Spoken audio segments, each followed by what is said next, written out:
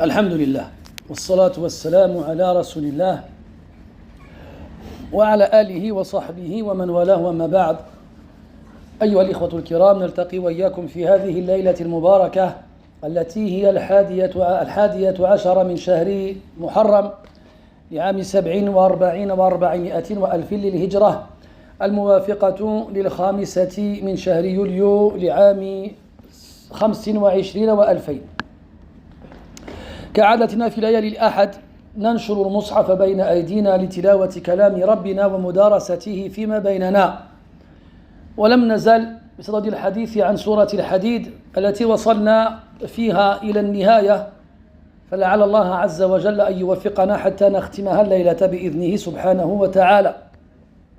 وكنا قد توقفنا في لقائنا الأخير عند بداية قوله عز وجل: يا أيها الذين آمنوا اتقوا الله وآمنوا برسوله يؤتكم كفلين من رحمته ويجعل لكم نورا تمشون به ويغفر لكم والله ذو الفضل العظيم والله غفور رحيم.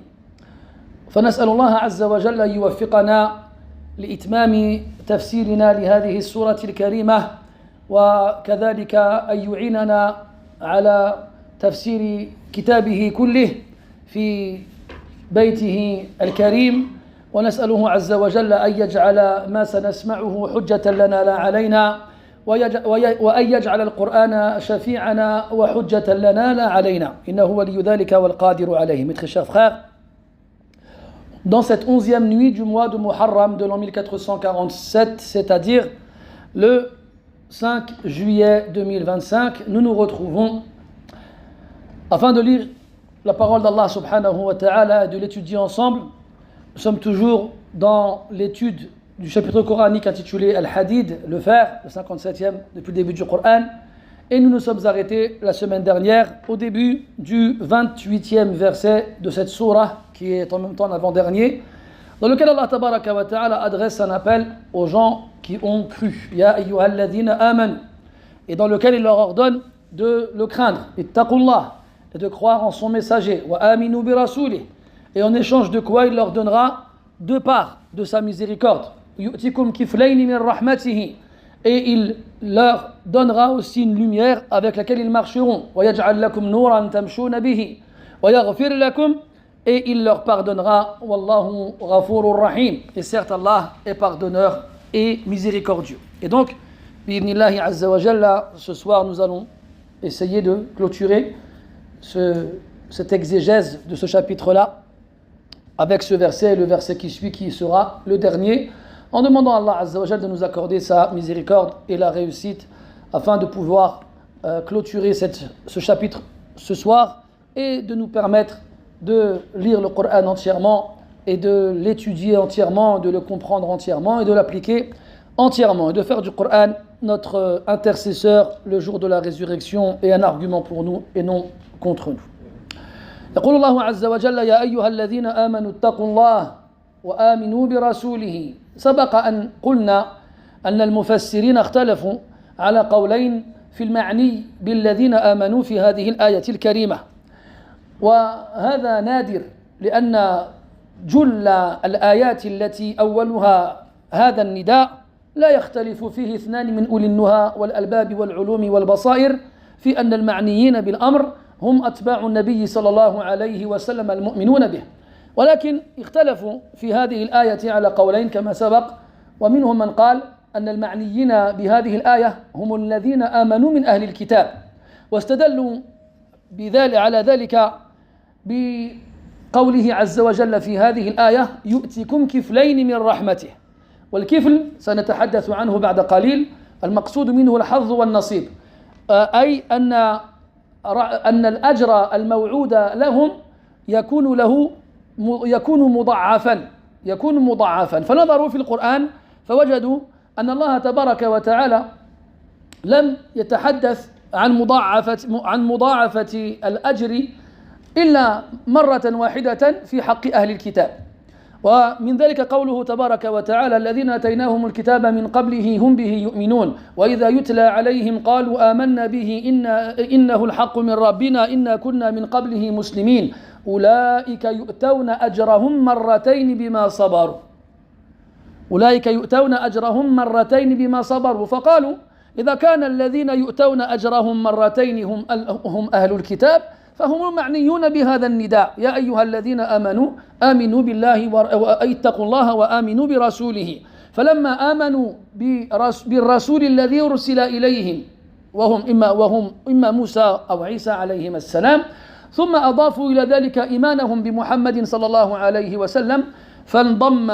إيمانا على إيمانهم فآمنوا مرتين واستحقوا الأجر مرتين وبالتالي كانوا المعنيين بهذه الآية وأكثر المفسرين على خلاف هذا وأن عادة القرآن أن الذين آمنوا إذا نودوا من قبل الله تبارك وتعالى فهم أتباع النبي صلى الله عليه وسلم الذين آمنوا به وهذا هو الظاهر والعلم والله تعالى أعلم بمراده وسنبين بعد قليل إن شاء الله تعالى من الحجج التي احتج بها أصحاب هذا القول والعلم عند الله عز وجل.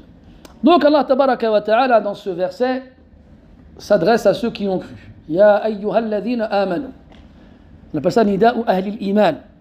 L'appel qui s'adresse aux gens de la foi. Alladhina amanu. Et alladhina amanu dans tout le Coran, ce sont ceux qui ont cru au prophète alayhi salatu wassalam et qui lui ont obéi, qui l'ont suivi. On avait dit la semaine dernière à la fin du cours que ce verset était sujet à divergence chez les exégèses quant à ceux qui sont visés par cet appel. Et c'est une exception et c'est rare qu'ils aient une divergence de ce genre-là vis-à-vis de ce genre de verset. Ibn Abbas et d'autres, comme Ad-Dahhak et Ikrimah, ont dit qu'il s'agissait ici de ceux qui ont cru parmi les gens du livre. Ceux qui ont cru parmi les gens du livre. Et quand on parle de croire, on ne parle pas de qu'ils aient cru en leurs prophètes respectifs et dans les livres qui leur ont été révélés. Non, ils ont cru en leurs prophètes respectifs et dans leurs livres, mais aussi ils ont cru au prophète alayhi salatu wasallam et au Coran. Donc ici, ya ayyuhal ladhina amanu, c'est une généralité, comme on dit en arabe, umum urida biha ou bihi khusus, une généralité derrière laquelle on vise quelque chose de spécifique. Donc ceux qui ont cru au prophète sont des croyants, l'appel les concerne sans aucun doute. Cependant, on ne vise que ceux parmi eux qui ont cru en un prophète avant de croire au prophète Muhammad alayhi salatu wassalam. Qu'est-ce qui a poussé Abdullah ibn Abbas radiallahu anhuma et ceux qui ont été d'accord avec lui à penser cela? Ils ont regardé dans le Coran. Ça c'est une qaïda. Quand tu veux savoir une chose dans le Coran, eh bien la première des choses que tu dois voir, c'est est-ce que la réponse à ta question se trouve dans le Coran. Car celui qui a révélé le Coran, c'est mieux que quiconque ce qu'il a voulu dire. Donc si on cherche le sens de quelque chose dans le Coran, la première des sources dans laquelle on doit s'abreuver, c'est bien le Coran. Alors ils ont regardé dans le Coran, ils ont cherché un élément en rapport avec ce verset-là. L'élément principal, c'est quoi? Dans le verset ici, yu'tikum kiflayni min rahmatih. Il vous donnera deux parts. Kifl, on va voir plus tard de quoi il s'agit plus précisément, mais ici en général, c'est la part. Ce qui te revient de droit. Yu'tikum kiflayni min rahmatih. Il vous donnera donc deux parts de sa miséricorde. En gros, il vous multipliera la récompense par deux. Alors ils ont regardé dans le Coran et ils ont constaté qu'il existait de nombreux versets dans lesquels Allah il parle de la multiplication du châtiment. Mais ils n'ont trouvé qu'un seul verset où Allah Ta'ala parle de la multiplication de la récompense par deux. Et ce verset il concerne les gens du livre. Quand Allah Tabaraka wa Ta'ala dit وَلَا تُجَادِلُوا أَهْلَ الْكِتَابِ إِلَّا بِالَّتِي هِيَ أَحْسَنُ إِلَّا الَّذِينَ ظَلَمُوا مِنْهُمْ وَقُولُوا آمَنَّا بِالَّذِي أُنزِلَ إِلَيْنَا وَأُنزِلَ إِلَيْكُمْ وَإِلَٰهُنَا وَإِلَٰهُكُمْ وَاحِدٌ وَنَحْنُ لَهُ مُسْلِمُونَ إلى أن قال الذين آتيناهم الكتاب من قبله هم به يؤمنون. C'était pas ça, c'était وَلَقَدْ وَصَّلْنَا لَهُمُ الْقَوْلِ. Je me suis trompé de début de Hizb. وَلَقَدْ وَصَّلْنَا لَهُمُ الْقَوْلِ dans Al-Qasas. Et donc Allah Ta'ala dit الذين آتيناهم الكتاب من قبله هم به يؤمنون. Ceux à qui nous avons donné le livre auparavant, ils y croient. Ils croient en quoi? En ce qu'on a fait descendre sur toi, ya Muhammad. وَإِذَا يُتْلَى عَلَيْهِمْ. Et lorsqu'on leur lit قالوا آمنا به. Nous y croyons. Ils disent nous y croyons. إنه الحق من ربنا. Il s'agit de la vérité de la part de notre Seigneur. إنا كنا من قبله مسلمين. Avant même que ce livre ne soit révélé à Muhammad, nous étions déjà musulmans, soumis.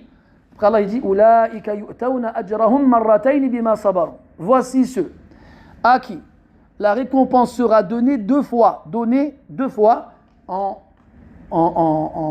échange de la patience dont ils ont fait preuve. Et on a un hadith aussi, authentique, rapporté par Al-Bukhari, Muslim, Abu Musa al-Ash'ari radiyallahu anhu, dans lequel il nous dit, alayhi salatu wassalam, thalathatun yu'tawna ajrahum marratayn. Il y a trois types de personnes à qui la récompense sera donnée deux fois. Et le premier de ces trois catégories-là, c'est rajulun min ahli al-kitab amana bi nabiyyihi wa amana bi falahu ajran ila akhir al-hadith. Un homme, une personne, des gens du livre, qui a cru en son prophète et qui a cru en moi, il aura alors la récompense deux fois. C'est donc sur ces éléments-là que les partisans du premier avis se sont basés pour dire qu'il s'agit ici de ceux qui ont cru parmi les gens du livre. Et de façon générale, quand dans le Coran, Allah fait les éloges des gens du livre, ce sont ceux qui ont cru. D'accord ? Ceux qui ont cru en leur prophète avant que le prophète ne soit envoyé, alayhi salatu wassalam, et ceux qui ont cru au prophète, alayhi salatu wassalam, après qu'il ne leur soit parvenu. Taïb. Donc cet avis est comme vous l'avez entendu. Le second, et c'est l'avis de la majorité des savants, c'est que cet appel est comme le reste des appels du Coran, il s'adresse à ceux qui ont cru au prophète Muhammad alayhi salatu wassalam, sans faire de distinction quelconque envers les gens du livre auparavant et les autres. Et on verra par la suite quels sont les arguments sur lesquels il se repose pour appuyer cela. Et cet avis paraît le plus juste lorsque l'on lit le Coran et lorsque l'on suit la continuité des versets dans Surat Al-Hadid. قال تبارك وتعالى يا أيها الذين آمنوا اتقوا الله وكثيرا ما كررنا على مسامعكم أن المقصود بالتقوى أن يجعل المرء بينه وبين عذاب الله وغضبه وقاية بامتثال أوامره واجتناب نواهيه وقال اتقوا الله وآمنوا برسوله والإيمان يتضمن أمورا يتضمن الإيمان برسوله عليه الصلاة والسلام يتضمن امتثال أمره أو طاعته فيما أمر واجتناب ما نهى عنه وزجر وتصديقه فيما أخبر به وألا يعبد الله إلا كما شرع اتقوا الله وآمنوا برسوله هذا هو الطلب وجواب الطلب يؤتكم كفلين من رحمته يؤتكم كفلين من رحمته فجواب الطلب إن قمتم بهذا الأمر أو بهذين الأمرين فجزاؤكم ما يلي الأمر الأول يؤتكم كفلين من رحمته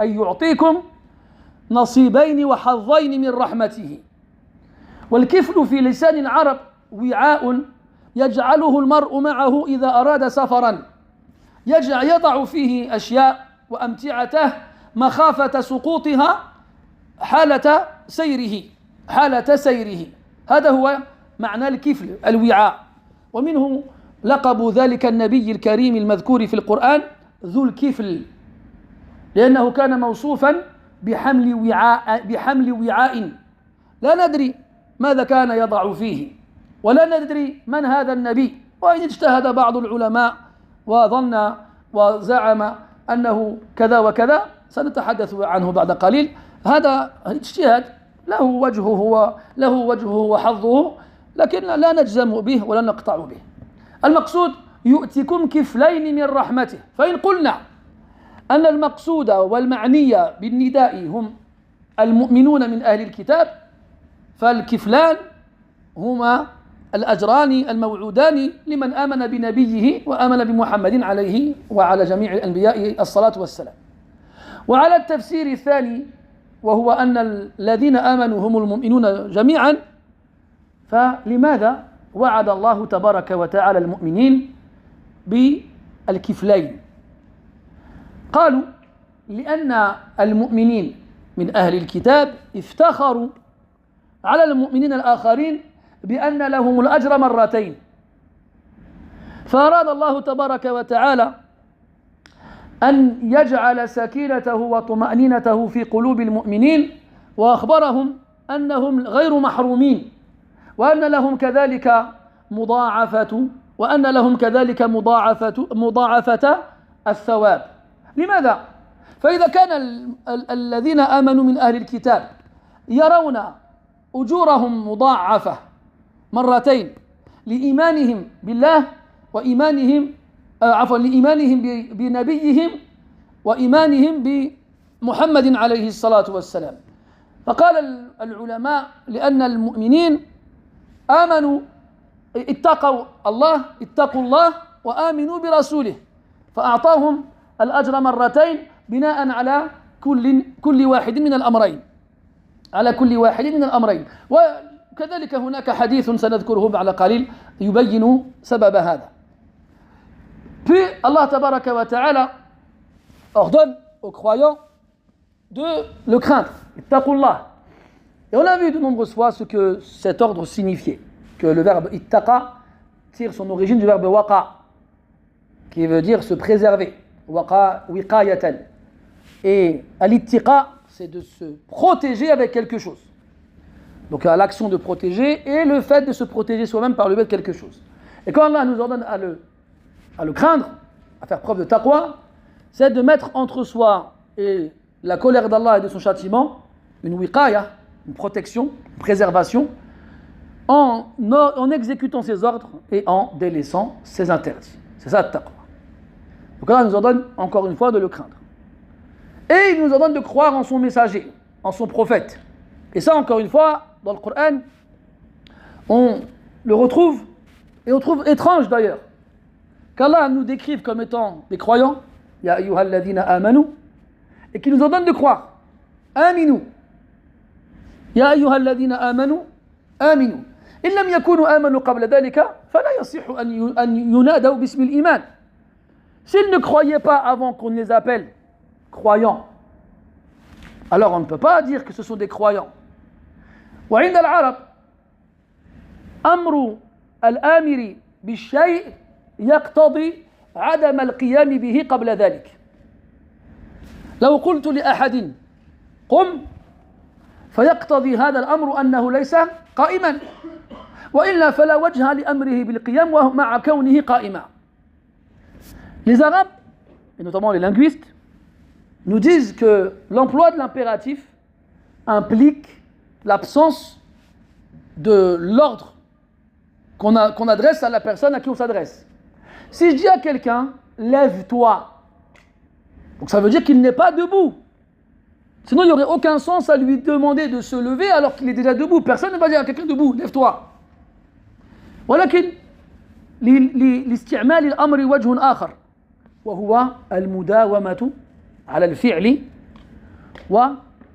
والقيام بتحسنه. Mais l'emploi de l'impératif peut être utilisé différemment. C'est-à-dire qu'on va demander à quelqu'un de faire une chose, pas parce qu'il ne le fait pas, mais pour qu'il continue de le faire et qu'il l'améliore.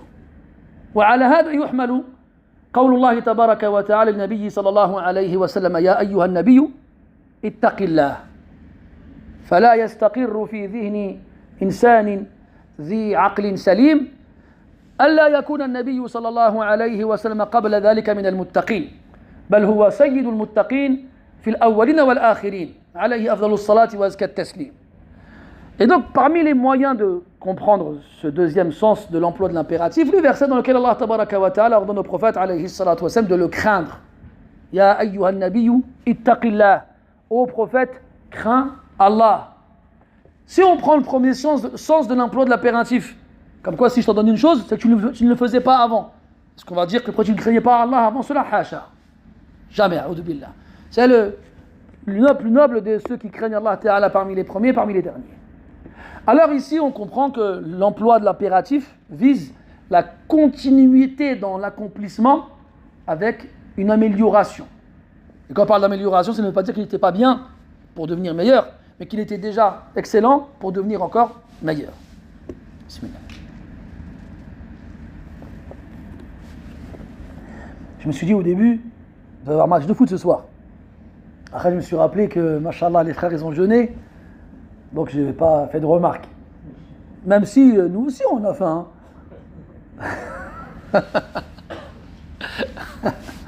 خير إن شاء الله. المهم, merci, l'impératif. Donc Allah il te demande de croire. Et on a cet ordre-là une autre fois dans le Coran. Ya ayyuhalladhina amanu آمنوا بالله ورسوله والكتاب الذي نزل على رسوله والكتاب الذي أنزل من قبل. Ô vous qui avez cru, croyez en Allah et en son messager, et dans le livre qu'il a fait descendre sur son messager, et dans le livre qu'il a fait descendre auparavant. Donc ici Allah il ordonne aux croyants de croire. وفي هذا إشارة إلى أن المؤمن لا يقتصر على ما لديه من الإيمان، لكن ينبغي أن يكون دائما في اجتهاد حتى يزداد إيمانا. والله تبارك وتعالى ذكر ازدياد الإيمان في غير ما موضع من كتابه الكريم، وذكر لذلك أسبابا، ومن أجل هذه الأسباب قراءة القرآن وتدبره والعمل به. قال الله تبارك وتعالى: إنما المؤمنون الذين آمنوا بالله إنما المؤمنون الذين إذا ذكر الله وجلت قلوبهم وإذا تليت عليهم آياته زادهم إيمانا. وقال في آية أخرى: والذين هو الذي أنزل السكينة في قلوب المؤمنين ليزدادوا إيمانا مع إيمانهم. وقال عز وجل: وإذا ما أنزلت سورة فمنهم من يقول أيكم زادته هذه إيمانا فأما الذين آمنوا فزادتهم إيمانا وهم يستبشرون. الآية. إياك أن تظن أن كونك مؤمنا مقيما الصلاة وممن يعمر المسجد وممن يؤدي الفرائض ويجتنب النواهي يجعلك في مرتبة أولياء الله المقربين بالتأكيد واليقين، فإنك لا تدري بماذا يختم لك. فالمؤمن يسعى جاهدا في طاعة ربه والعمل الصالح، ويخاف مع ذلك أن يسلب الإيمان من قلبه قبل أن يلفظ نفسه الأخير. وهذا ورد عن غير واحد من أئمة السلف، منهم أبو عبد الله سفيان الثوري رحمه الله تعالى، الذي كان يكثر البكاء قبل وفاته، فسئل عن ذلك وقيل له: أخوف الذنوب تبكي هذا البكاء؟ قال: لا. وأخذ قبضة من رمال وجعلها تنفر بين من كفه ويقول: الذنوب عندي أهون من ذلك. فقيل له: إذا لماذا هذا البكاء؟ فقال: لأنني أخاف أن يسلب التوحيد مني، أو كلام نحو هذا. Et dans le fait qu'Allah nous ordonne de croire en tant que croyant, on comprend donc qu'on doit continuer à croire et s'efforcer d'améliorer cette foi-là. Donc on comprend ce sens.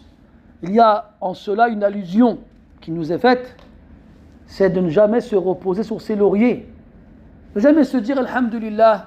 Enfin si, il faut toujours dire Alhamdulillah, mais en gros, c'est bon, moi je fais la prière, je vais à la mosquée, je fais mes obligations, je délaisse les interdictions, c'est bon.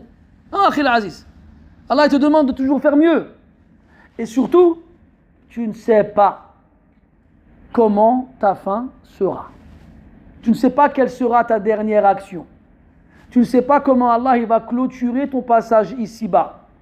Après quoi, tu ne pourras plus refaire d'autres actions. Tu ne pourras plus faire d'autres actions. Donc, et les salafs, ils avaient peur de ça. C'est-à-dire qu'ils faisaient beaucoup de bonnes actions, tout en ayant peur de la mauvaise fin. Sou' al-khatima. On rapporte que l'imam Sufyan al-Thawri, rahimahullah ta'ala, il pleurait énormément. Les gens autour de lui se sont interrogés sur la raison de ses pleurs, en lui demandant: est-ce que tu as peur de tes péchés? Et là, il prend une poignée de sable qu'il laisse filer de sa poignée, et il dit: les péchés pour moi sont comme ça. Ça part. Mais ce que j'ai peur, moi, c'est qu'Allah il me retire le tawhid du cœur avant de mourir. Et c'est ça qu'il faut comprendre. Cette foi, c'est Allah il nous l'a donnée. Et cette foi, on doit s'efforcer de la garder à travers les moyens de la faire augmenter. Et Allah dans le Coran, dans de nombreux versets, il parle de l'augmentation de la foi. Et il parle avec des éléments qui permettent à ce que cette foi elle augmente. Et parmi les éléments les plus importants qui permettent l'augmentation de la foi, c'est le Coran. Allah dit dans le verset de l'Anfal, إنما المؤمنون الذين إذا ذكر الله وجلت قلوبهم. Les vrais croyants sont ceux qui, lorsqu'on leur évoque Allah, leur cœur frémisse. وإذا تليت عليهم آياته زادتهم إيمانا. Et lorsqu'on leur lit les versets du Coran, leur foi elle augmente. Ces versets leur font rajouter en foi. Et dans notre verset, Allah dit هو الذي أنزل السكينة في قلوب المؤمنين ليزدادوا إيمانا مع إيمانهم. C'est lui qui a fait descendre la sakina dans le cœur des croyants, et dans le prophète et le cœur des croyants, afin que leur foi se voit augmenter et qu'on rajoute de la foi à leur foi initiale. Et as-sakina fi ihda al-aqwal, selon un des avis, c'est le Coran. Et on a l'autre verset où Allah Ta'ala dit, et lorsqu'il y a un verset, lorsqu'une sourate est révélée, il y en a parmi eux qui disent à d'autres, est-ce qui parmi vous a vu sa foi augmenter avec cette sourate? فَأَمَّا الَّذِينَ آمَنُوا, quant à ceux qui ont cru, فَزَادَتْهُمْ إِيمَانًا, elle leur a rajouté de la foi. Donc ne te contente pas, et sache une chose, وَاعْلَمْ أُخَيَّ أَنَّ الْإِيمَانَ إِمَّا أن يزيد وإما أن ينقص. يزيد بالطاعات وينقص بالمعاصي والزلات. وأعلم أن العلماء قالوا أن من ما يجعل الإيمان ينقص كذلك ترك العمل الصالح وإن لم يكن في تركه معصية. وأعلم أيضا أن المرأة لا يمكن له أن يبقى على مرتبة واحدة، فإما أن يتقدم وإما أن يتأخر، كما قال الله تبارك وتعالى لمن شاء منكم أن يتقدم أو يتأخر. أما أن تبقى مكانك من غير تقدم ولا تأخر، هذا لا يوجد. Et sache, mon cher et jeune frère,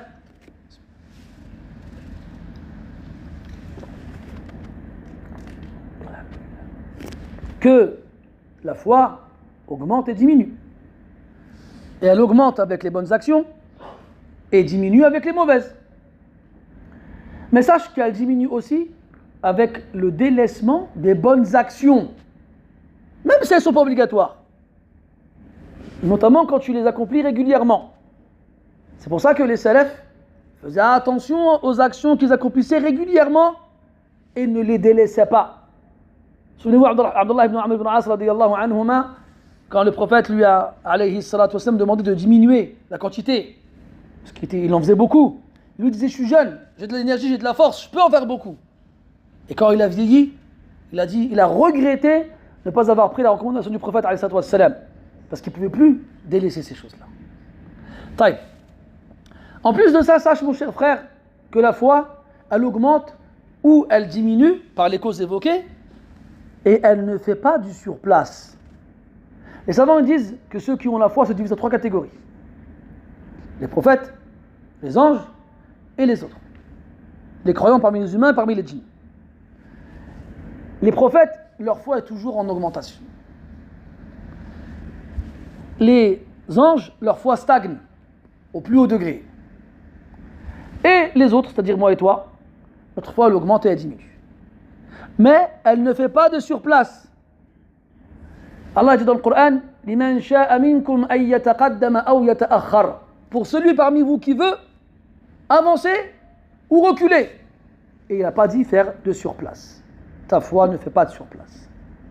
Donc si tu perdures dans les bonnes actions et tu alimentes ainsi ta foi, alors ta foi, elle est dans le bon sens.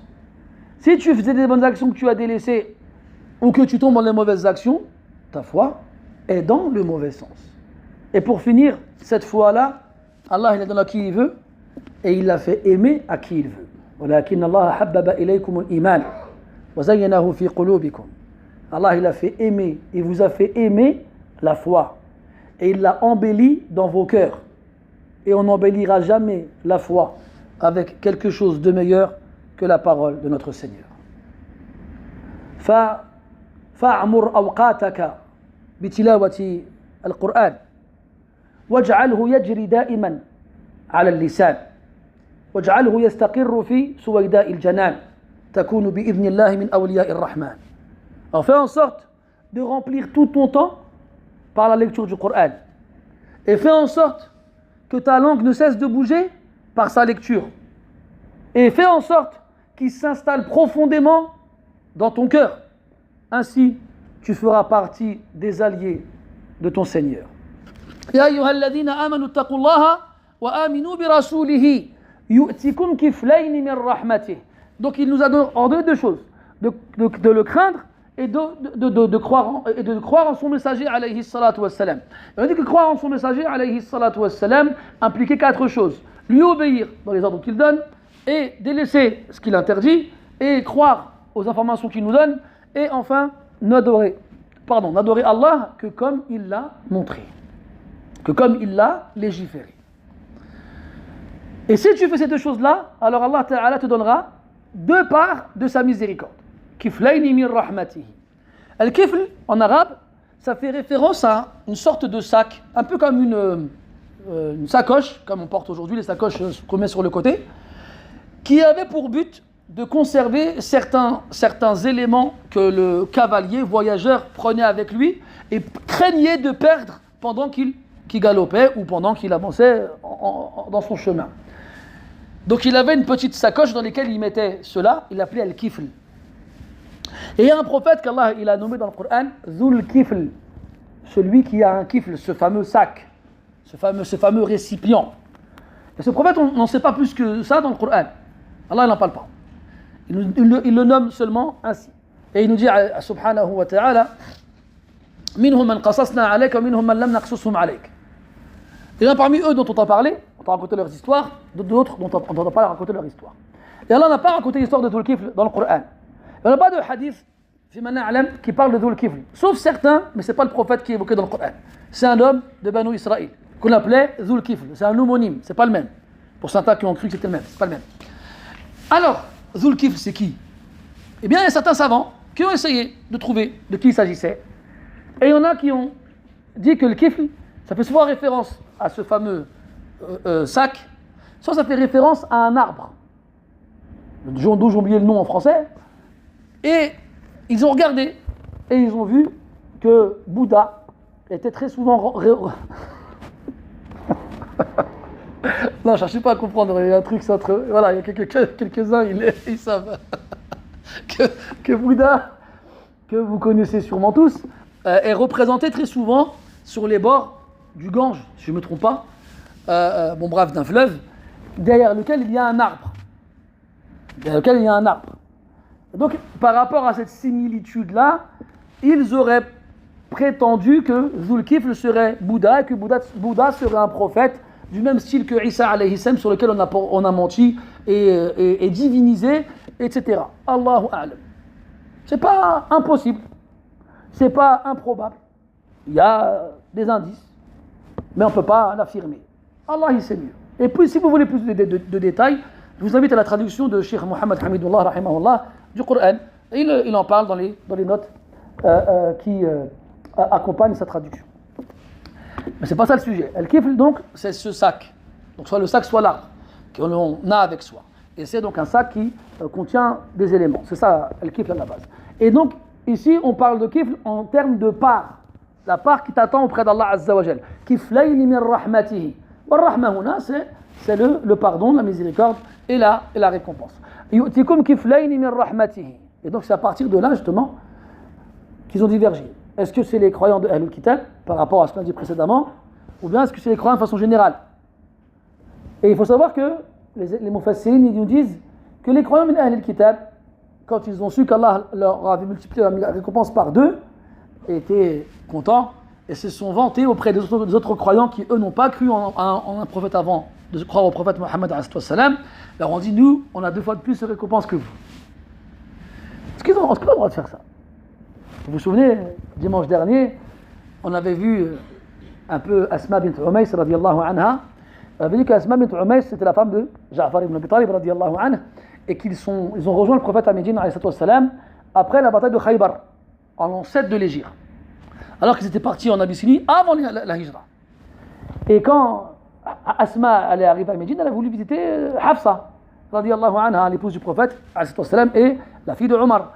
Car Hafsa avait fait la hijra en Abyssinie avant de partir à Médine aussi. Et Omar y rentre et il la trouve avec sa fille Hafsa. Et il dit Hafsa, c'est qui elle? Alors Hafsa lui répond c'est Asma bint Umays. Et là il lui dit Al-Habashiyya al-Bahriya, l'Éthiopienne qui a pris la mer. Il a dit Nahnu ahaqqu bi rasulillahi minkum. Nous, on n'est plus digne du prophète que vous. Parce que nous, on a fait la hijra avec lui. C'est monté. Et là, on a dit les croyants de Ahlul Kitab. Ils se sont montés. Juste le Yajouz. Yajouz, tu vas me dire, on va pas dire la Yajouz alors que. Mais comment ça se fait qu'ils font ça? Alors, ils se sont basés sur le verset où Allah Ta'ala dit Qul bi fadlillahi wa bi rahmatihi, fa bidhalika falyafrahu. Falyafrahu. Par la grâce d'Allah et sa miséricorde, c'est par ça qu'ils doivent éprouver de la joie. C'est comme par exemple, celui qui a fait la hijra avant les autres. D'ailleurs, il a un fadl auprès des autres. Imaginons, nous tous on fait la hijra. Mais pas en même temps. Zubayr il part en premier, Omar il part en deuxième, Ahmed il part en quatrième, en troisième, il a akhiri. Puis on se retrouve tous au même endroit.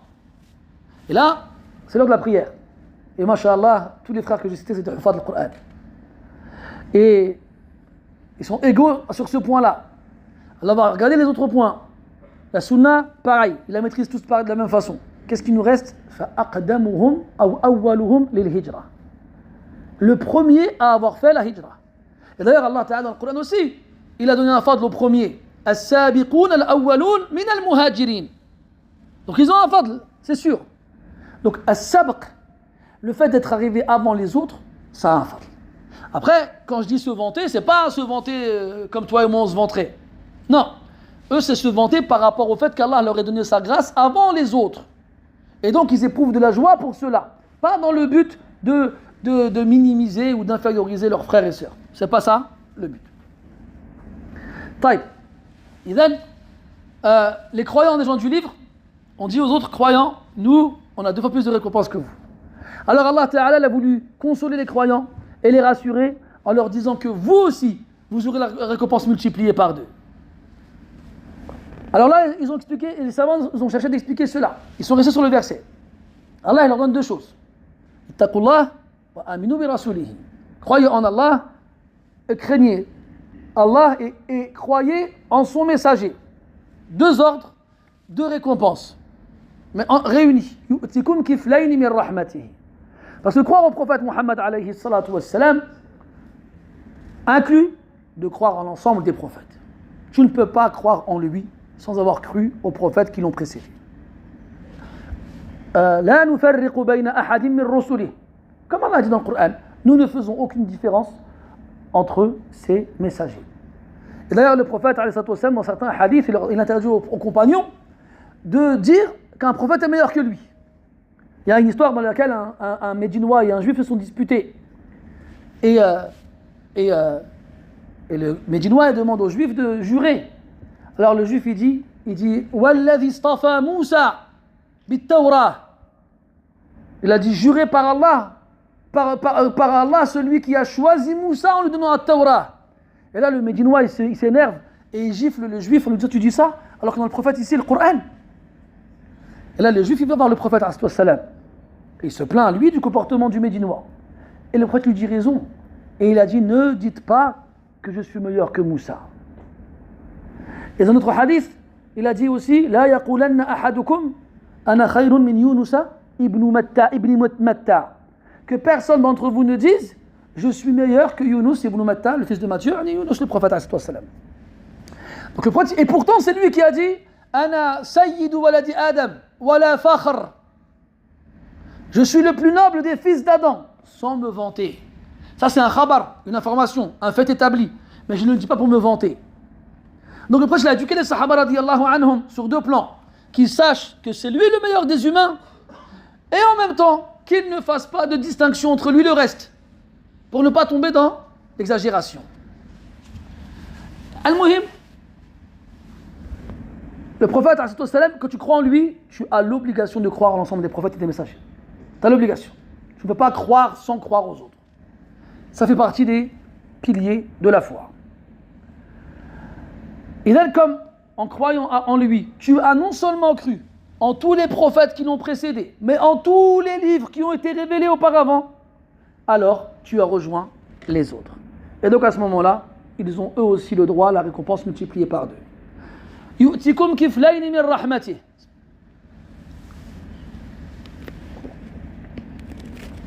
Il y a un hadith qui interdit de boire à la bouteille. Et moi je bois à la bouteille. Moi je suis personne, hein. Mais je suis pas fou non plus. D'accord? Je ne vais pas volontairement désobéir au prophète alayhi salam. Alors, pourquoi? Eh bien sachez que cette interdiction, on la prend sur deux plans. La première, c'est que déjà, elle n'est pas formelle. Le jugement indique alors que c'est détestable et pas interdit. Et ça, c'est chez la majorité des savants. La seconde, c'est le genre de bouteille auquel on fait référence lorsqu'on adresse cette interdiction. Vous savez, les Arabes, ils n'avaient pas des bouteilles de plastique avec de la cristalline dedans.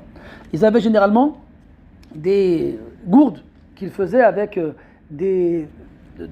comment ça s'appelle, de la peau, voilà, d'animaux. Et pour garder l'eau au frais, ils fermaient donc cette gourde et généralement ils la coupaient pour l'ouvrir. Et comme c'était coupé, ça pouvait être dangereux sur deux plans. Ça pouvait te blesser en buvant, en mettant tes lèvres dessus, tout comme ça pouvait ne pas être hygiénique. Alors c'est pour ça qu'on nous a interdit de boire directement dans ce genre de bouteille. Mais si, alhamdoulilah, il n'y a pas de problème, je peux faire ça toute la journée, ça va me faire. Ou bien je n'ai pas à craindre un manque d'hygiène ou quoi que ce soit d'autre, alors il n'y a pas de mal, incha'Allah ta'ala. Et pour finir, la règle, c'est que tout ce qui est détestable, s'il y a un besoin, alors il n'y a pas de mal à le faire. Voilà, pour la parenthèse. Bismillah. Alhamdulillah. يؤتكم كفلين من رحمته ويجعل لكم نورا تمشون به ويجعل لكم نورا.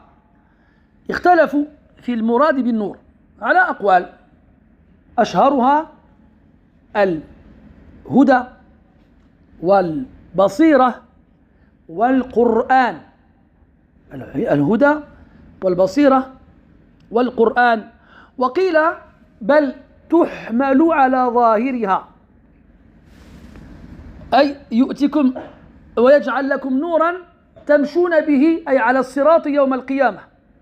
وسبق في هذه السورة نفسها الحديث عن العبور على الصراط، كما سبق ذكر النور في أولها في قوله عز وجل: هو الذي ينزل على عبده آيات بينات ليخرجكم من الظلمات إلى النور. فالنور هنا بمعنى الهدى. وذكر النور والمشي به في آية أخرى في سورة الأنعام في قوله تبارك وتعالى: أومن كان ميتا فأحييناه وجعلنا له نورا يمشي به في الناس. وهذا المشي كذلك ما مراده. ويجعل لكم نورا تمشون به ويغفر لكم. تمشون به قيل المقصود بالمشي العمل، فيعطيك الله تعالى الهدى والقرآن والبصيرة التي بها تفهم المراد وتعمل به، تمشي. فالمقصود بالمشي والسعي في القرآن العمل.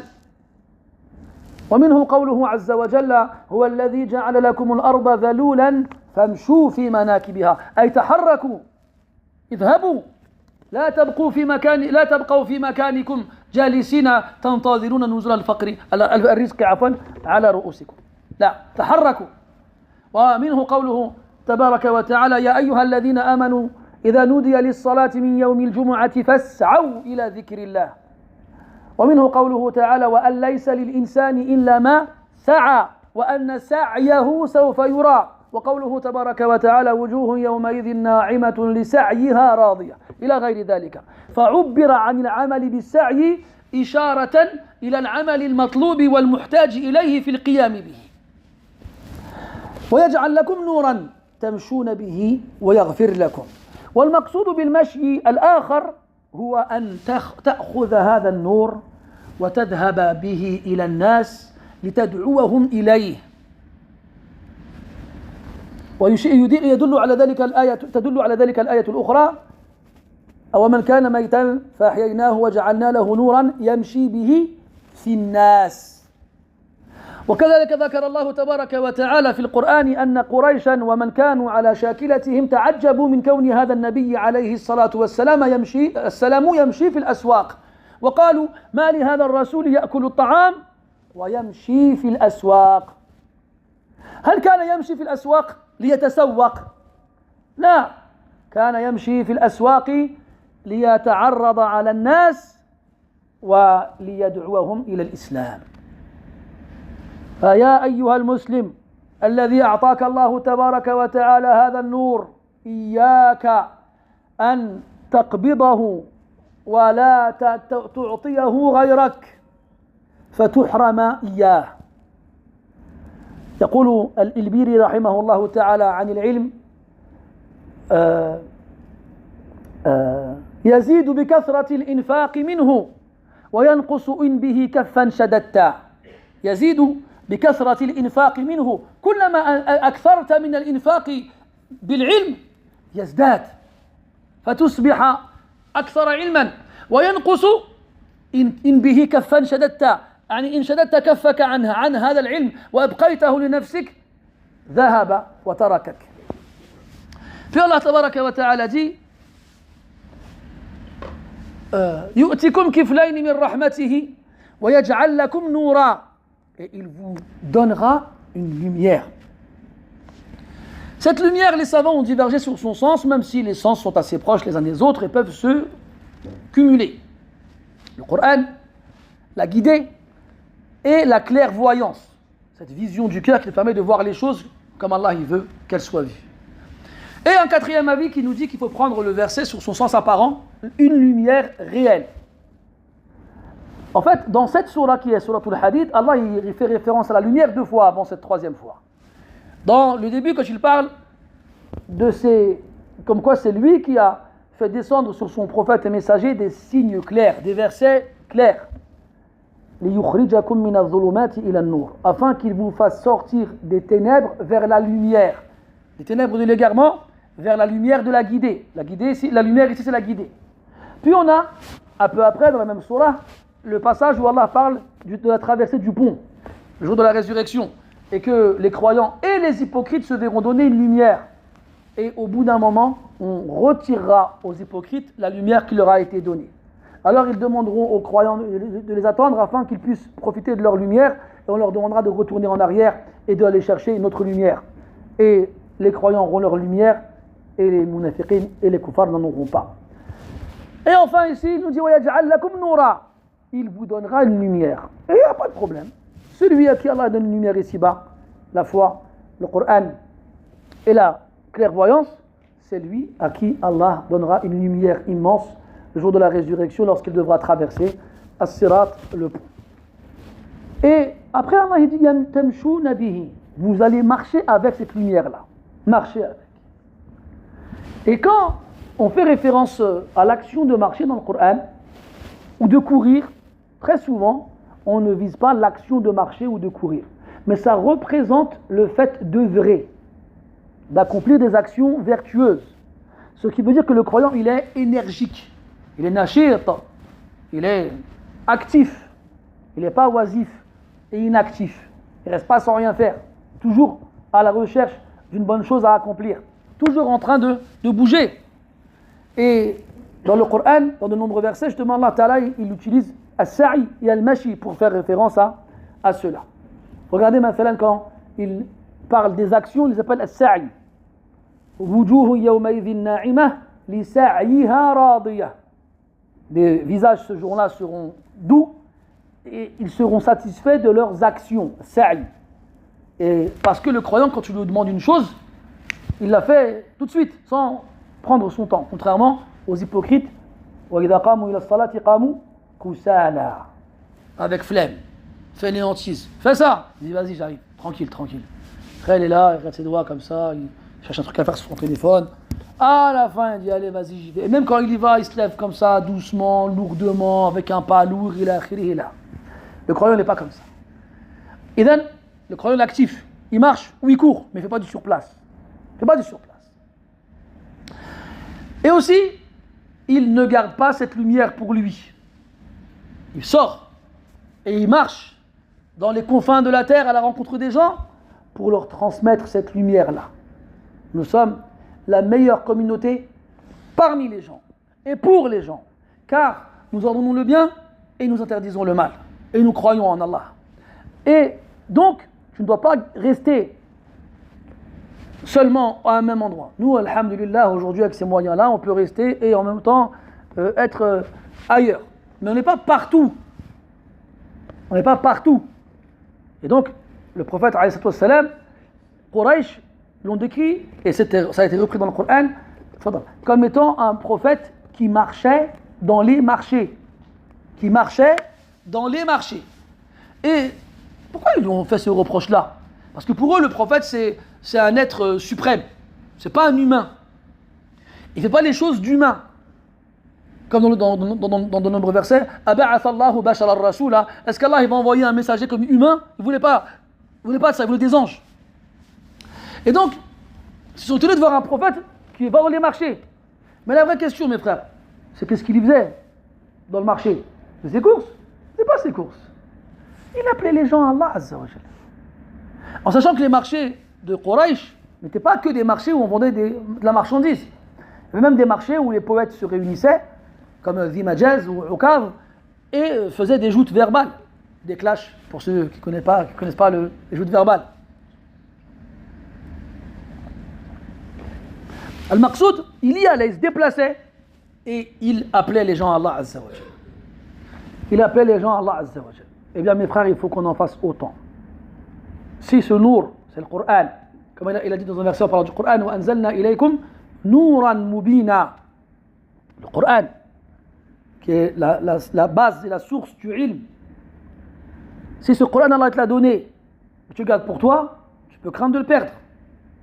Al-Ilbiri, rahimahullah ta'ala, disait, en parlant de la science, yazidu bi kathrati al-infaqi minhu. La science augmente, plus tu la dépenses, plus elle augmente. Plus tu la donnes, plus tu en auras. Et à l'inverse, elle diminue. Si jamais tu refermes ta main dessus, si tu la gardes pour toi, tu ne l'auras pas. Après, il faut que tu comprennes, ya Akhil Aziz aussi, que quand on te dit ça, il ne faut pas que tu te dises, je vais l'oublier complètement, je ne me souviendrai plus. Non, ça se trouve, tu vas t'en souvenir et le réciter à la perfection et ne pas l'oublier. Mais il faut que tu comprennes que ce Coran, ce n'est pas seulement la lecture. Ce n'est pas seulement le fait de ne pas l'oublier, le mémoriser, mais c'est surtout le fait de le comprendre. Et surtout, le fait d'éprouver un plaisir quand tu le récites. Un plaisir que tu n'éprouves pas pour autre chose. Regarde les gens de Dunya. Qu'est-ce qu'ils disent quand ils s'ennuient ou quand ils sont occupés à quelque chose? Qu'est-ce qu'ils font? Ils chantent. Ils chantent. Et les humains ne cessent d'inventer des chansons depuis toujours. Ils chantent. Et il y a des gens qui ont leur chanson préférée. Et quand tu le verras, maintenant, il est en train de travailler, il est en train de monter un meuble, ou de peindre quelque chose, ou de faire ce que tu veux, il va fredonner, il va chanter. Et il y a tous, tu demandes à n'importe qui, c'est quoi la chanson? Il va dire, moi, il y a la chanson que ma mère me chantait quand j'étais petit, ou bien la chanson, je sais pas moi, quand je me suis marié, ou bien la chanson quand mon fils il est né, bref, chacun ce qu'il raconte. Mais leur cœur, il est accroché à quelque chose. Et que tu sois frappé par l'opprobre et la honte que cette personne-là qui ne croit pas en Allah et au jour dernier ressente dans son cœur plus de plaisir à chanter cette chanson-là que toi quand tu lis le Coran. On ne veut pas, nous, des gens qui lisent le Coran avec leur langue seulement. Ces gens-là, Rasul en a parlé, alayhi salatu wassalam. Il a dit des Khawarij, yaqra'una al-Qur'an, la yujawizu taraqiyahum. Ils liront le Coran, il ne dépassera pas leur gosier. Ça veut dire que le Coran, en vrai, ne doit pas s'arrêter là, il doit continuer sa route. Tu vas humilier avec ta langue jusqu'à ce qu'il s'installe dans ton cœur. C'est ça sa destination finale. Pas seulement dans la bouche.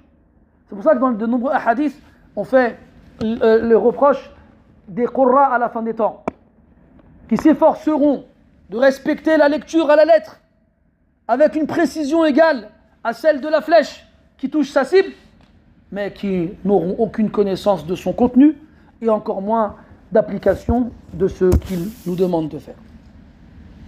يُؤْتِكُمْ كِفْلَيْنِ مِنْ رَحْمَتِهِ وَيَجْعَلْ لَكُمْ نُورًا. Et encore une fois, si tu veux la plus grande des lumières et la plus forte des lumières, le jour de la résurrection, qui t'éloignera et te préservera des ténèbres avant d'arriver sur le pont et de le traverser à une vitesse sans aucune possible comparaison, alors efforce-toi d'avoir la plus forte des lumières ici-bas en exploitant ces trois choses-là. Le Coran, la guidée et al-basira. Chaque chose est liée. Chaque chose est liée. وَيَجْعَلْ لَكُمْ نُورًا تَمْشُونَ بِهِ. فَامْشُوا. Marchez. Comme disait l'autre. Marchons. Je dirai pas le reste.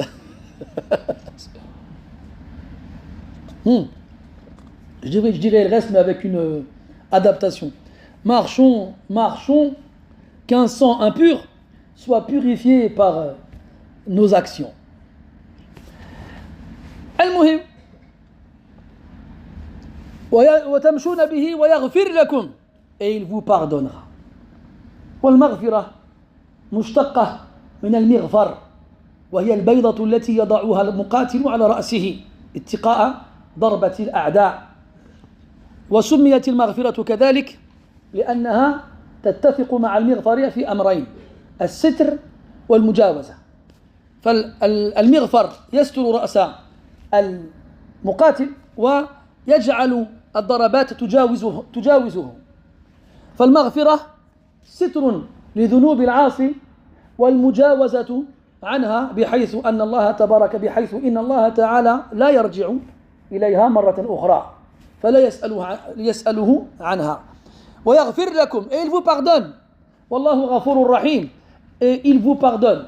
On a vu de nombreuses fois, t'es puissant celui-là, on a vu de nombreuses fois que le mot maghfira en arabe, le pardon, tirait son origine sémantique du mot mirfar. Et al-mirfar en arabe, c'est le casque, ce que tu mets sur ta tête quand tu vas faire la bataille. Une fois, j'ai emmené mes enfants dans un parc, et ça n'a rien à voir, c'était parce que tu as rigolé. J'avais emmené mes enfants dans un parc et il y avait des poneys. Et donc j'ai emmené mon petit dernier pour qu'il fasse du poney. Et donc je le ramène là-bas, il y avait une femme qui s'occupait des poneys et tout ça, tu la payes et puis elle te donne une bombe. Une bombe, c'est le nom du truc qu'ils mettent sur la tête. C'est quoi le rapport? Je lui ai dit, elle m'a dit tenez la bombe. Je regardais, elle fait la bombe. Elle me dit ouais c'est ça là. J'ai fait vous donner une bombe à Barbie vous. Elle a pas rigolé. Je trouvais ça marrant.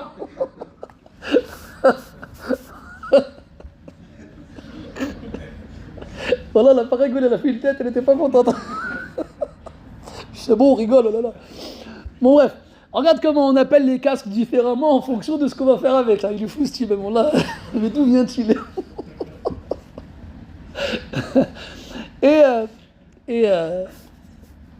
Donc le casque que le guerrier met sur sa tête pour se protéger, pour cacher sa tête et la protéger des attaques de l'ennemi. Et al-maghfira, c'est le pardon. Et on l'a appelé le pardon ainsi parce qu'il correspond au casque sur ces deux points-là. Sur le fait qu'il cache, donc quand tu mets ça sur ta tête, on voit plus ta tête, et le pardon cache tes péchés, on ne les voit plus. Et aussi le fait que les attaques de l'assaillant sur ton casque passent. Ça reste pas, ça passe, ça bouge. Et bien de la même façon, Allah Ta'ala, il passe. C'est-à-dire il passe, il outrepasse, non pas outrepasse, il passe sur le péché. Ça veut dire quoi il passe? C'est-à-dire il ne revient pas dessus. Allah, quand il va te pardonner un péché, il ne va pas te dire t'as fait ça, te le reprocher, te juger pour. Mais tu m'as pardonné. Ah non, s'il t'a pardonné, il ne viendra pas dessus. C'est comme si tu n'avais jamais péché. Comme il est dit dans le hadith, At-ta'ibu min adh-dhanbi kaman la dhanba lah. Celui qui se repent du péché est comme celui qui n'en a pas. Wa yaghfir lakum wallahu ghafurur rahim. Et Allah est pardonneur et miséricordieux.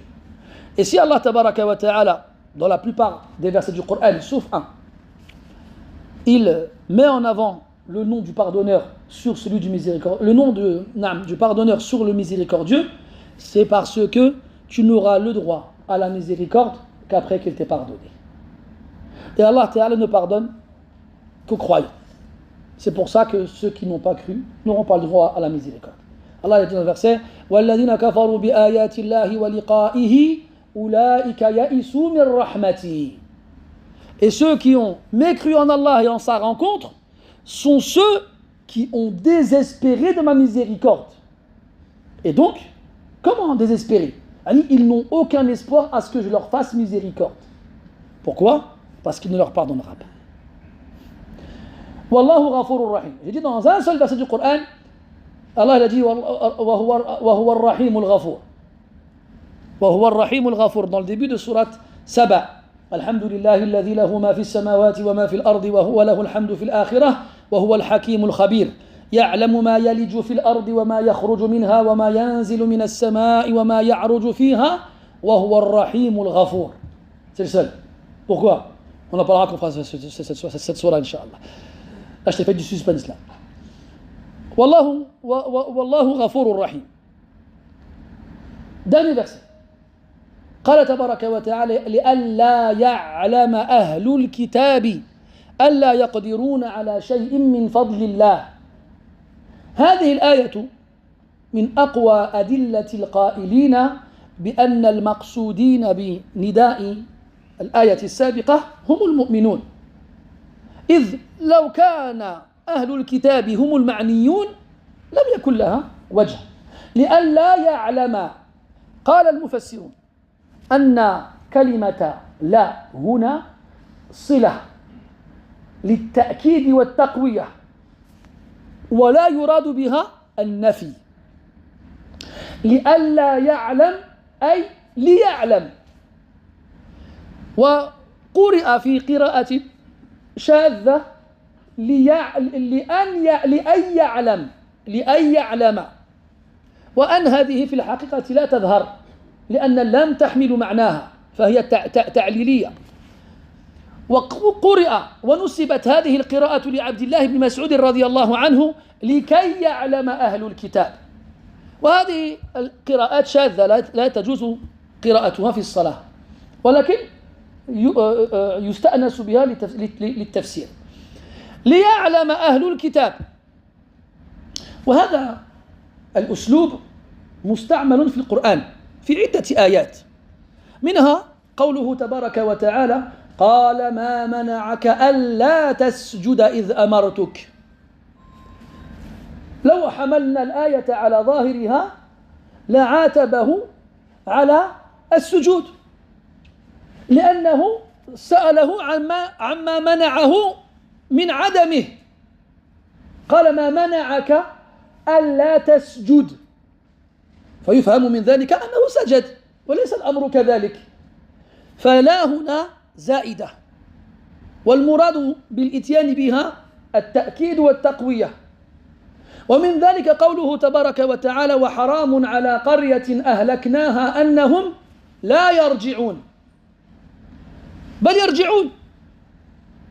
وغير ذلك من الآيات التي قرأتها ولم تشعر بذلك وأنا قبلك ومعك فلذلك لا أفتخر عليك وإن كنت أعلم بهذا قبلك وأنا الذي علمتك إن كنت لا تعلم بهذا. على كل حال لئلا يعلم أهل الكتاب فالمقصود أهل الكتاب وليس المؤمنون لأنهم أصحاب هذه الفكرة أنهم فضلوا على غيرهم من المؤمنين بمضاعفة الثواب فليس الأمر كذلك.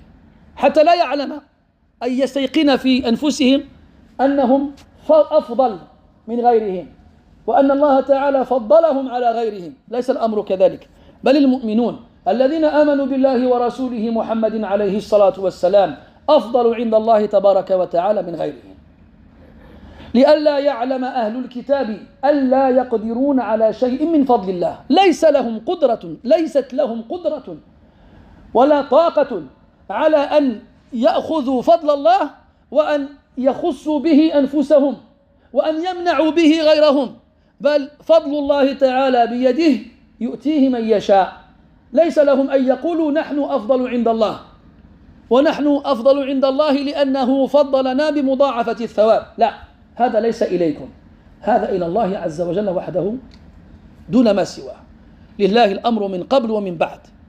ونأخذ من هذا أنه لا يجوز لأحد أن يظن أنه خير من غيره أو أن الله تبارك وتعالى خصه بنعمة حرم بها غيره.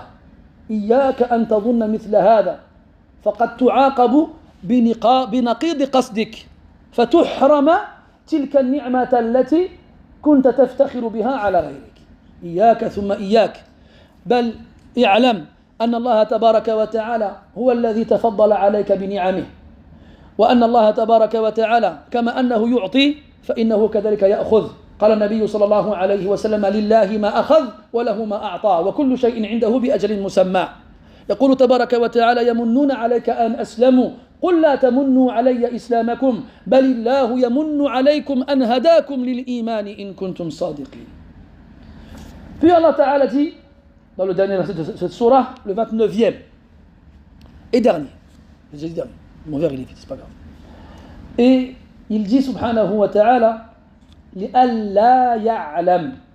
Et là, on va décortiquer un petit peu de façon grammaticale pour celui qui n'aurait pas remarqué ici qu'il y a quelque chose qui en apparence ne va pas.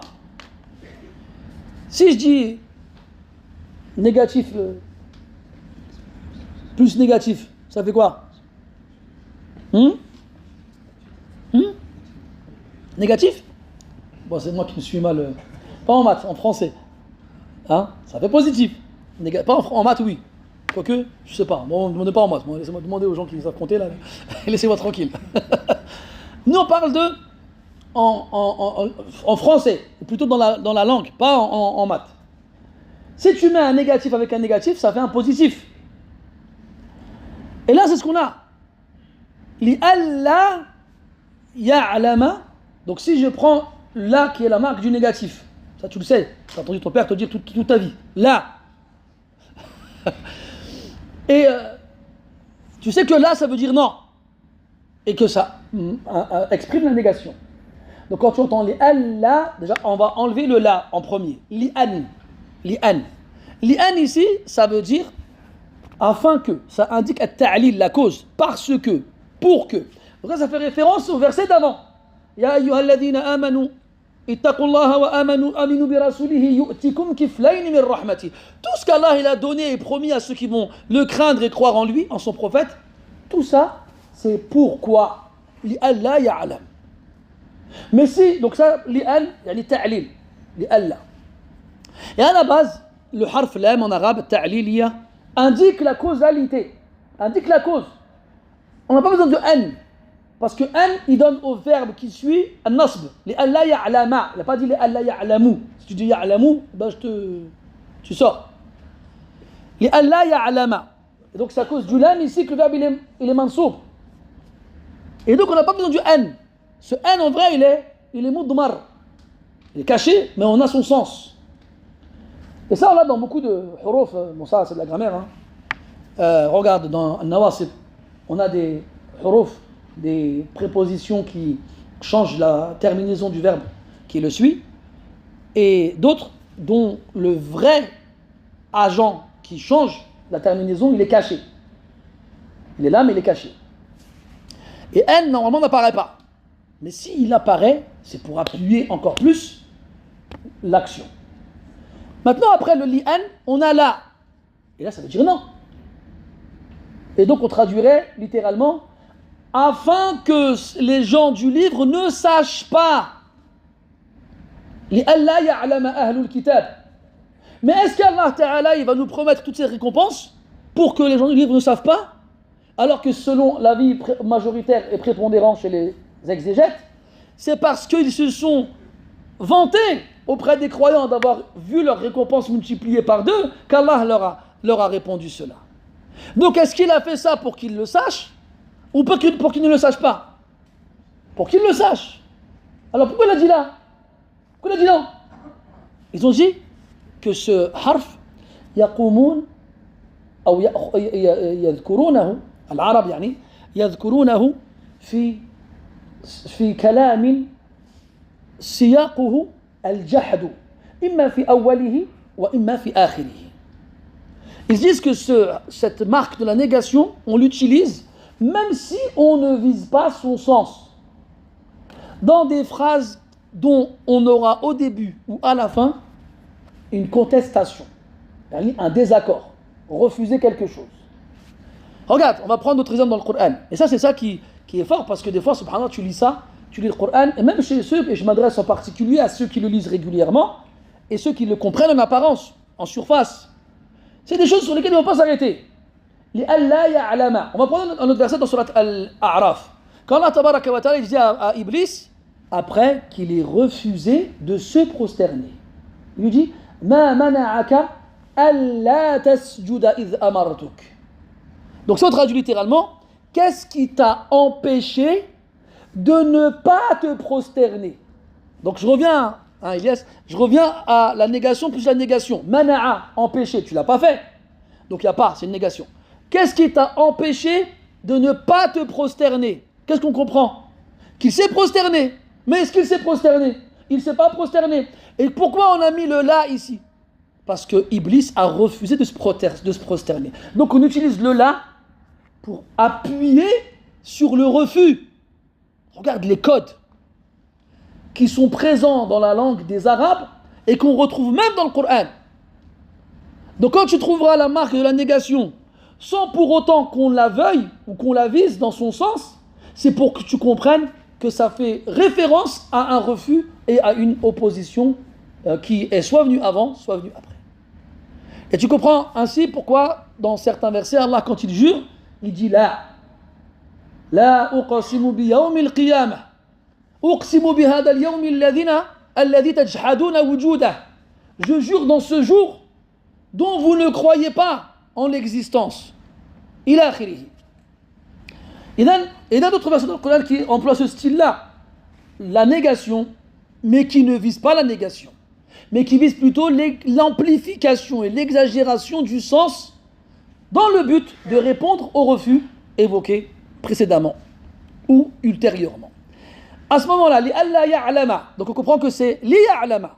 Et d'ailleurs, dans certaines lectures marginales, qui ne sont pas les lectures notoires, on trouve soit li ya'lama directement, ou bien li ay ya'lama directement, ou bien li kay ya'lama. Tout ça, ça veut dire afin qu'il sache. Et donc la marque de la négation a été supprimée. Mais ces lectures marginales, on n'a pas le droit de les lire dans la prière, comme vous le savez tous, mes très chers frères.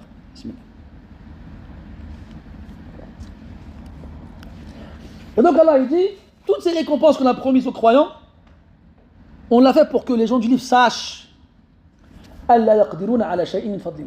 qu'ils n'ont aucun pouvoir sur quoi que ce soit qui a en rapport avec la grâce d'Allah. Al-Fadl. Ce qu'il donne à qui il veut. C'est Allah qui choisit.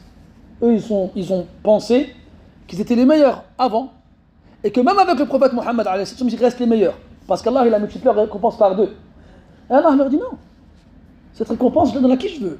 Regarde, eux, je leur donne aussi la récompense multipliée par 2, alors qu'ils n'ont pas cru en prophète avant vous. Pour qu'ils sachent que ce n'est pas entre leurs mains, mais entre les mains d'Allah subhanahu wa ta'ala. On a un hadith, rapporté par l'imam Ahmad, Al-Bukhari, Muslim et d'autres, d'après Abdullah ibn Umar et Abu Musa al-Ash'ari radiyallahu anhum et d'autres. On va citer une des versions, parce qu'il y en a plusieurs, dans lesquelles le prophète il nous compare, nous, les chrétiens et les juifs, à un homme qui avait un travail à faire. Alors il a été voir des ummal, des ouvriers. Il leur a dit, qui parmi vous va accomplir cette tâche pour moi, de la prière de subh ila nisfin nahar, jusqu'à dhuhr. Walahum qirat ala qiratin qirat. Je donnerai à chacun des ouvriers un qirat comme salaire. Qirat, c'est une quantité. Alors les premiers sont venus, ils ont travaillé de subh jusqu'à dhuhr, et le patron il leur a donné chacun un qirat en salaire, comme il leur a promis. Puis il revient et il dit aux gens, est-ce que parmi vous il y en a qui vont travailler pour moi telle chose, de dhuhr jusqu'à l'asr, ala qiratin qirat, et chacun aura un qirat en salaire. Donc les premiers c'est les juifs, ils sont venus dans l'ordre chronologique, ils sont venus avant. Ensuite c'est les chrétiens, ils ont dit nous. Ils sont venus, ils ont fait le travail qu'on leur a demandé de faire, et ils ont reçu leur salaire. Et enfin, l'homme il dit aux gens qui restent, qui va travailler pour moi de l'Asr jusqu'à le Maghrib. Ala qiratayn qiratayn. Pour 2 qirats chacun. Il a dit, c'est nous qui avons répondu à cela. Faghadibatil yahoud wa nasara. Et les juifs et les chrétiens se sont mis en colère en disant, pourquoi eux ils ont travaillé moins que nous et ils ont plus de salaire? Et là, il leur répond, hal zalamtukum fi haqqikum min shay? Est-ce que j'ai été injuste envers vous dans quoi que ce soit que je vous ai promis? Ils répondirent non. C'est ce que je possède, je le donne à qui je veux. Et donc à travers ça, Allah il nous fait comprendre que le fadl, il est à lui. Et il le donne à qui il veut. Et même si ici on fait référence aux gens du livre, eh bien c'est une leçon pour nous aussi. Si Allah t'a comblé de ses bienfaits et t'a donné à toi ce qu'il n'a pas donné à autrui, prends garde de t'en servir pour te vanter auprès des autres. Car celui qui t'a donné, il peut aussi reprendre. Quand il a dit sallallahu alayhi wa sallam à sa fille après la mort d'un de ses enfants, Lillahi ma akhadh wa lahu ma a'ta. Ce qu'Allah il a pris, c'est à lui. Et c'est aussi à lui ce qu'il donne. Tout lui appartient subhanahu wa ta'ala. Il donne à qui il veut et il reprend à qui il veut. La mani'a lima a'ta wa la mu'tiya lima mana'. Personne ne peut donner ce qu'il prive comme personne ne peut priver ce qu'il donne. سبحانه وتعالى لئلا يعلم أهل الكتاب ألا يقدرون على شيء من فضل الله وأن الفضل بيد الله يؤتيه من يشاء. Et si tu sais que le fadl il est entre les mains d'Allah Azza wa Jal, et si tu sais qu'Allah Ta'ala donne à qui il veut, alors demande-lui. C'est pour ça que le prophète sallallahu alayhi wa sallam, quand il sortait de la mosquée, il disait Allahumma salli ala Muhammad wa sallim, Allahumma inni as'aluka min fadlika al-azim. Imagine toi, subhanallah, t'es rentré à la mosquée, t'as prié la prière avec les musulmans, et Allah te donnait plein de récompenses, et en sortant de la mosquée, tu lui demandes qu'il te donne encore. Parce que là, c'est bon, j'ai pris avec les musulmans, mon obligation. Maintenant, le fadl ici, qu'est-ce que tu crois que c'est? Est-ce que tu crois que c'est encore plus d'argent, plus de force, plus de femmes, plus d'enfants, plus de maisons, plus de voitures? Non! C'est encore plus d'adoration et d'obéissance. À l'extérieur, tout seul, quand il n'y a personne avec toi. Parce que c'est meilleur que ce que tu peux avoir d'autres. Huwa khayrun mimma yajma'un. C'est encore meilleur que ce qu'ils peuvent réunir. Et tu comprends que le fadl ici, c'est pas quelque chose de matériel. Parce que si c'était le cas, alors ils le réunissent eux aussi. قُلْ بِفَضْلِ اللَّهِ وَبِرَحْمَتِهِ فَبِذَلِكَ فَلْيَفْرَحُوا هُوَ خَيْرٌ مِمَّا يَجْمَعُونَ. Et regarde ce que les gens ils réunissent. Fi dunya. Regarde.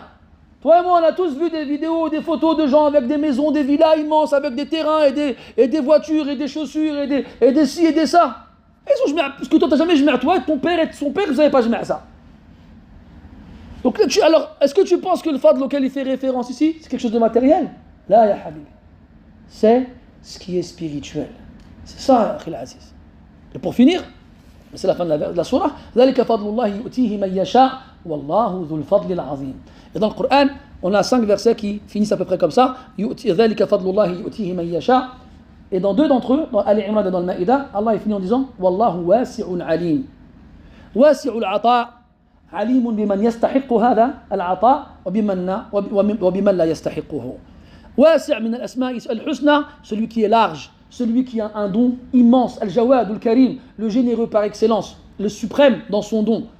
Et lui, son don n'a aucune limite. هذا عطاؤنا فمن أو أمسك بغير حساب. Voici notre don, donne ou conserve sans que tu ne craignes de calcul. Wa alim, et savant, Allah Ta'ala il sait qui mérite ce don et qui ne le mérite pas. فنسأل الله تبارك وتعالى في ختام تفسيرنا لهذه السورة الكريمة أن يجعلنا ممن يستحق فضله. اللهم إنا نسألك من فضلك العظيم. اللهم إنا نسألك الهدى والتقى والعفاف والغنى.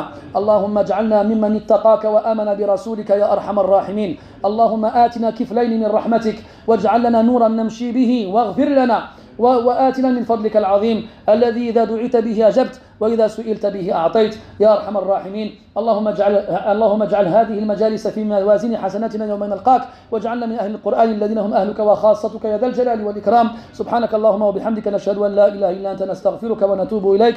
وصلى الله على نبينا محمد وعلى آله وصحبه وسلم والحمد لله رب العالمين وبارك الله فيكم أجمعين.